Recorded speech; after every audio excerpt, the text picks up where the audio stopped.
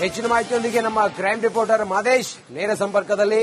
ಮಾದೇಶ್, ದರ್ಶನ್ಗೆ ಹೈಕೋರ್ಟ್ ಕೊಟ್ಟಂತ ಜಾಮೀನನ್ನ ಯಾಕೆ ರದ್ದುಗೊಳಿಸಬೇಕು ಅನ್ನೋದಕ್ಕೆ ಸರ್ಕಾರದ ಪರವಾದ ವಕೀಲರು, ಸರ್ಕಾರಿ ಪರವಾದ ವಕೀಲರು ಕೊಟ್ಟಂತ ಎವಿಡೆನ್ಸ್ಗಳೇನು, ರೈಟಿಂಗ್ ನಲ್ಲಿ ಸುಪ್ರೀಂ ಕೋರ್ಟ್ಗೆ ಏನನ್ನ ಹೇಳೋದಕ್ಕೆ ಅವರು ಹೊರಟಿದ್ದಾರೆ? ಮಾದೇಶ್,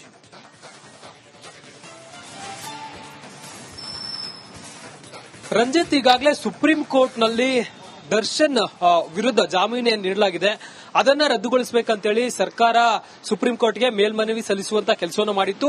ಕಳೆದ ಬಾರಿ ವಿಚಾರಣೆ ನಡೆಸಿದ್ದಂತ ಸುಪ್ರೀಂ ಕೋರ್ಟ್ನ ದ್ವಿಸದಸ್ಯ ವಿಭಾಗೀಯ ಪೀಠ ಒಂದಷ್ಟು ಆಕ್ರೋಶವನ್ನು ವ್ಯಕ್ತಪಡಿಸಿತ್ತು, ಒಂದಷ್ಟು ಅಸಮಾಧಾನಗಳನ್ನ ನೇರವಾಗಿ ಹೊರಹಾಕಿತ್ತು. ಯಾಕಂದ್ರೆ ಹೈಕೋರ್ಟ್ನ ಆದೇಶದಲ್ಲಿ ಒಂದಷ್ಟು ನ್ಯೂನತೆಗಳಿದೆ, ಸರಿಯಾದಂತ ಕಾನೂನಾತ್ಮಕ ಆದೇಶವನ್ನ ಹೈಕೋರ್ಟ್ ಹೊರಡಿಸಿಲ್ಲ ಅಂತೇಳಿ ನೇರವಾಗಿ ಕಾರವಾಗಿಯೇ ಒಂದಷ್ಟು ಅಸಮಾಧಾನ ಹೊರಹಾಕುವಂತ ಕೆಲಸವನ್ನ ಸುಪ್ರೀಂ ಕೋರ್ಟ್ನ ದ್ವಿಸದಸ್ಯ ವಿಭಾಗೀಯ ಪೀಠ ಮಾಡಿತ್ತು.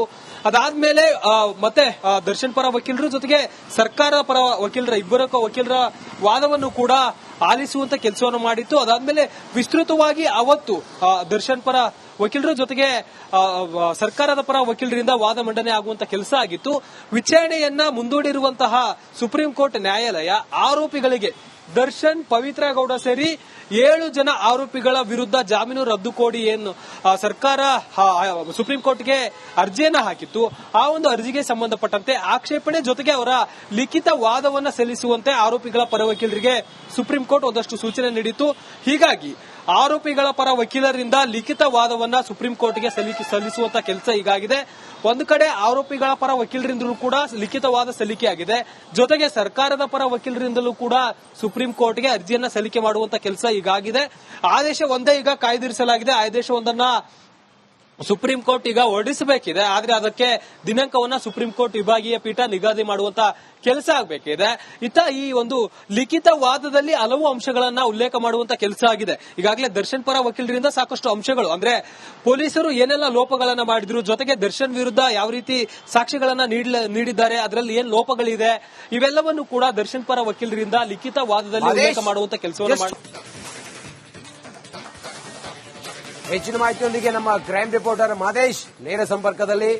ಮಾದೇಶ್, ದರ್ಶನ್ಗೆ ಹೈಕೋರ್ಟ್ ಕೊಟ್ಟಂತ ಜಾಮೀನನ್ನ ಯಾಕೆ ರದ್ದುಗೊಳಿಸಬೇಕು ಅನ್ನೋದಕ್ಕೆ ಸರ್ಕಾರದ ಪರವಾದ ವಕೀಲರು, ಸರ್ಕಾರಿ ಪರವಾದ ವಕೀಲರು ಕೊಟ್ಟಂತ ಎವಿಡೆನ್ಸ್ಗಳೇನು, ರೈಟಿಂಗ್ ನಲ್ಲಿ ಸುಪ್ರೀಂ ಕೋರ್ಟ್ಗೆ ಏನನ್ನ ಹೇಳೋದಕ್ಕೆ ಅವರು ಹೊರಟಿದ್ದಾರೆ? ಮಾದೇಶ್,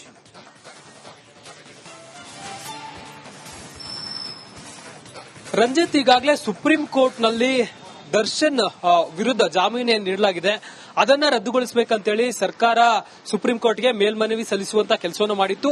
ಕಳೆದ ಬಾರಿ ವಿಚಾರಣೆ ನಡೆಸಿದ್ದಂತ ಸುಪ್ರೀಂ ಕೋರ್ಟ್ನ ದ್ವಿಸದಸ್ಯ ವಿಭಾಗೀಯ ಪೀಠ ಒಂದಷ್ಟು ಆಕ್ರೋಶವನ್ನು ವ್ಯಕ್ತಪಡಿಸಿತ್ತು, ಒಂದಷ್ಟು ಅಸಮಾಧಾನಗಳನ್ನ ನೇರವಾಗಿ ಹೊರಹಾಕಿತ್ತು. ಯಾಕಂದ್ರೆ ಹೈಕೋರ್ಟ್ನ ಆದೇಶದಲ್ಲಿ ಒಂದಷ್ಟು ನ್ಯೂನತೆಗಳಿದೆ, ಸರಿಯಾದಂತ ಕಾನೂನಾತ್ಮಕ ಆದೇಶವನ್ನ ಹೈಕೋರ್ಟ್ ಹೊರಡಿಸಿಲ್ಲ ಅಂತೇಳಿ ನೇರವಾಗಿ ಕಾರವಾಗಿಯೇ ಒಂದಷ್ಟು ಅಸಮಾಧಾನ ಹೊರಹಾಕುವಂತ ಕೆಲಸವನ್ನ ಸುಪ್ರೀಂ ಕೋರ್ಟ್ನ ದ್ವಿಸದಸ್ಯ ವಿಭಾಗೀಯ ಪೀಠ ಮಾಡಿತ್ತು. ಅದಾದ್ಮೇಲೆ ಮತ್ತೆ ದರ್ಶನ್ ಪರ ವಕೀಲರು ಜೊತೆಗೆ ಸರ್ಕಾರ ಪರ ಇಬ್ಬರ ವಕೀಲರ ವಾದವನ್ನು ಕೂಡ ಆಲಿಸುವಂತ ಕೆಲಸವನ್ನು ಮಾಡಿತ್ತು. ಅದಾದ್ಮೇಲೆ ವಿಸ್ತೃತವಾಗಿ ಅವತ್ತು ದರ್ಶನ್ ಪರ ವಕೀಲರ ಜೊತೆಗೆ ಸರ್ಕಾರದ ಪರ ವಕೀಲರಿಂದ ವಾದ ಮಂಡನೆ ಆಗುವಂತ ಕೆಲಸ ಆಗಿತ್ತು. ವಿಚಾರಣೆಯನ್ನ ಮುಂದೂಡಿರುವಂತಹ ಸುಪ್ರೀಂ ಕೋರ್ಟ್ ನ್ಯಾಯಾಲಯ ಆರೋಪಿಗಳಿಗೆ ದರ್ಶನ್, ಪವಿತ್ರ ಗೌಡ ಸೇರಿ 7 ಜನ ಆರೋಪಿಗಳ ವಿರುದ್ಧ ಜಾಮೀನು ರದ್ದು ಕೋರಿ ಏನು ಸರ್ಕಾರ ಸುಪ್ರೀಂ ಕೋರ್ಟ್ಗೆ ಅರ್ಜಿಯನ್ನ ಹಾಕಿತ್ತು. ಆ ಒಂದು ಅರ್ಜಿಗೆ ಸಂಬಂಧಪಟ್ಟಂತೆ ಆಕ್ಷೇಪಣೆ ಜೊತೆಗೆ ಅವರ ಲಿಖಿತ ವಾದವನ್ನ ಸಲ್ಲಿಸುವಂತೆ ಆರೋಪಿಗಳ ಪರ ವಕೀಲರಿಗೆ ಸುಪ್ರೀಂ ಕೋರ್ಟ್ ಒಂದಷ್ಟು ಸೂಚನೆ ನೀಡಿತ್ತು. ಹೀಗಾಗಿ ಆರೋಪಿಗಳ ಪರ ವಕೀಲರಿಂದ ಲಿಖಿತ ವಾದವನ್ನ ಸುಪ್ರೀಂ ಕೋರ್ಟ್ಗೆ ಸಲ್ಲಿಸುವಂತ ಕೆಲಸ ಹೀಗಾಗಿದೆ. ಒಂದು ಕಡೆ ಆರೋಪಿಗಳ ಪರ ವಕೀಲರಿಂದಲೂ ಕೂಡ ಲಿಖಿತವಾದ ಸಲ್ಲಿಕೆಯಾಗಿದೆ, ಜೊತೆಗೆ ಸರ್ಕಾರದ ಪರ ವಕೀಲರಿಂದಲೂ ಕೂಡ ಸುಪ್ರೀಂ ಕೋರ್ಟ್ಗೆ ಅರ್ಜಿಯನ್ನ ಸಲ್ಲಿಕೆ ಮಾಡುವಂತ ಕೆಲಸ ಹೀಗಾಗಿದೆ.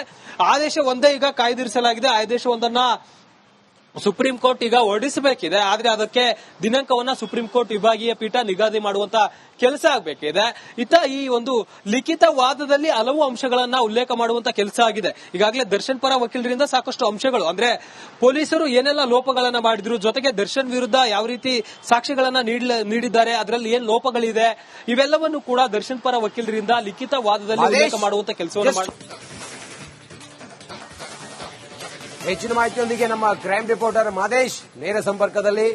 ಮಾದೇಶ, ದರ್ಶನ್ಗೆ ಹೈಕೋರ್ಟ್ ಕೊಟ್ಟಂತ ಜಾಮೀನನ್ನ ಯಾಕೆ ರದ್ದುಗೊಳಿಸಬೇಕು ಅನ್ನೋದಕ್ಕೆ ಸರ್ಕಾರದ ಪರವಾದ ವಕೀಲರು, ಸರ್ಕಾರಿ ಪರವಾದ ವಕೀಲರು ಕೊಟ್ಟಂತ ಎವಿಡೆನ್ಸ್ಗಳೇನು, ರೈಟಿಂಗ್ ನಲ್ಲಿ ಸುಪ್ರೀಂ ಕೋರ್ಟ್ಗೆ ಏನನ್ನ ಹೇಳೋದಕ್ಕೆ ಅವರು ಹೊರಟಿದ್ದಾರೆ? ಮಾದೇಶ್,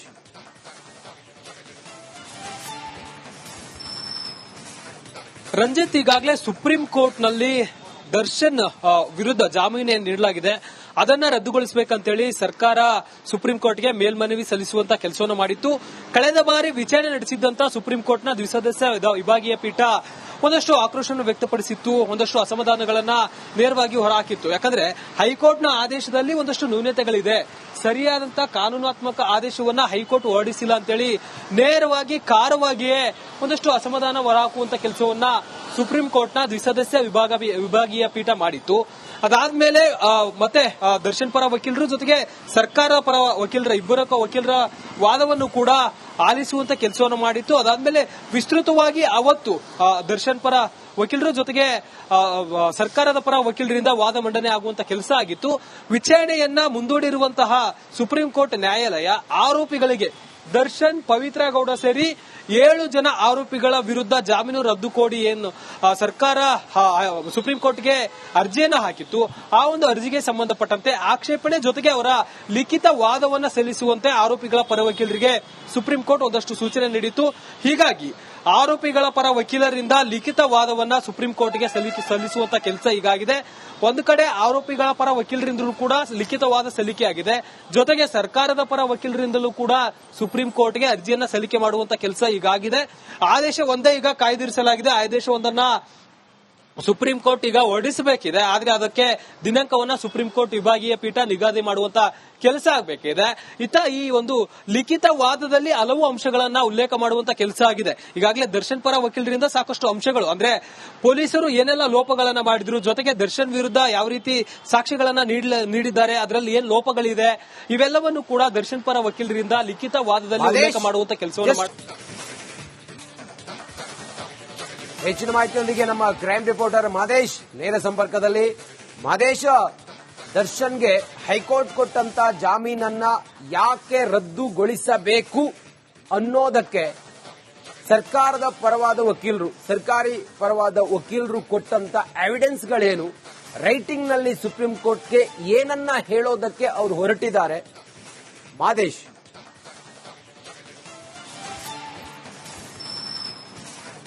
ರಂಜಿತ್, ಈಗಾಗಲೇ ಸುಪ್ರೀಂ ಕೋರ್ಟ್ ನಲ್ಲಿ ದರ್ಶನ್ ವಿರುದ್ಧ ಜಾಮೀನು ನೀಡಲಾಗಿದೆ, ಅದನ್ನ ರದ್ದುಗೊಳಿಸಬೇಕಂತೇಳಿ ಸರ್ಕಾರ ಸುಪ್ರೀಂ ಕೋರ್ಟ್ಗೆ ಮೇಲ್ಮನವಿ ಸಲ್ಲಿಸುವಂತ ಕೆಲಸವನ್ನು ಮಾಡಿತ್ತು.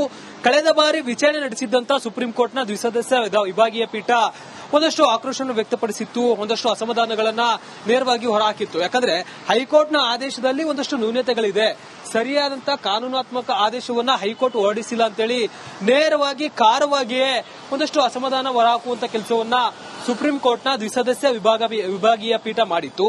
ಅದಾದ್ಮೇಲೆ ಮತ್ತೆ ದರ್ಶನ್ ಪರ ವಕೀಲರು ಜೊತೆಗೆ ಸರ್ಕಾರ ಪರ ವಕೀಲರ ಇಬ್ಬರ ವಕೀಲರ ವಾದವನ್ನು ಕೂಡ ಆಲಿಸುವಂತ ಕೆಲಸವನ್ನು ಮಾಡಿತ್ತು. ಅದಾದ್ಮೇಲೆ ವಿಸ್ತೃತವಾಗಿ ಅವತ್ತು ದರ್ಶನ್ ಪರ ವಕೀಲರ ಜೊತೆಗೆ ಸರ್ಕಾರದ ಪರ ವಕೀಲರಿಂದ ವಾದ ಮಂಡನೆ ಆಗುವಂತ ಕೆಲಸ ಆಗಿತ್ತು.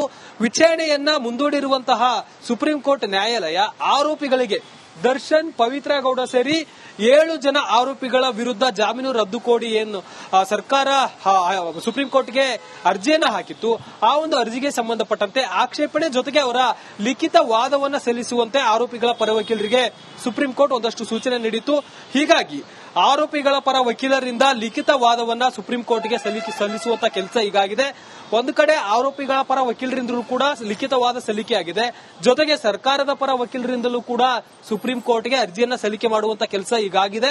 ಆದೇಶ ಒಂದೇ ಈಗ ಕಾಯ್ದಿರಿಸಲಾಗಿದೆ. ಆದೇಶವೊಂದನ್ನ ಸುಪ್ರೀಂ ಕೋರ್ಟ್ ಈಗ ಹೊರಡಿಸಬೇಕಿದೆ, ಆದ್ರೆ ಅದಕ್ಕೆ ದಿನಾಂಕವನ್ನ ಸುಪ್ರೀಂ ಕೋರ್ಟ್ ವಿಭಾಗೀಯ ಪೀಠ ನಿಗದಿ ಮಾಡುವಂತ ಕೆಲಸ ಆಗಬೇಕಿದೆ. ಈ ಒಂದು ಲಿಖಿತ ವಾದದಲ್ಲಿ ಹಲವು ಅಂಶಗಳನ್ನ ಉಲ್ಲೇಖ ಮಾಡುವಂತ ಕೆಲಸ ಆಗಿದೆ. ಈಗಾಗಲೇ ದರ್ಶನ್ ಪರ ವಕೀಲರಿಂದ ಸಾಕಷ್ಟು ಅಂಶಗಳು, ಅಂದ್ರೆ ಪೊಲೀಸರು ಏನೆಲ್ಲ ಲೋಪಗಳನ್ನ ಮಾಡಿದ್ರು, ಜೊತೆಗೆ ದರ್ಶನ್ ವಿರುದ್ಧ ಯಾವ ರೀತಿ ಸಾಕ್ಷಿಗಳನ್ನ ನೀಡಿದ್ದಾರೆ, ಅದರಲ್ಲಿ ಏನ್ ಲೋಪಗಳಿದೆ, ಇವೆಲ್ಲವನ್ನು ಕೂಡ ದರ್ಶನ್ ಪರ ವಕೀಲರಿಂದ ಲಿಖಿತ ವಾದದಲ್ಲಿ ಉಲ್ಲೇಖ ಮಾಡುವಂತ ಕೆಲಸವನ್ನು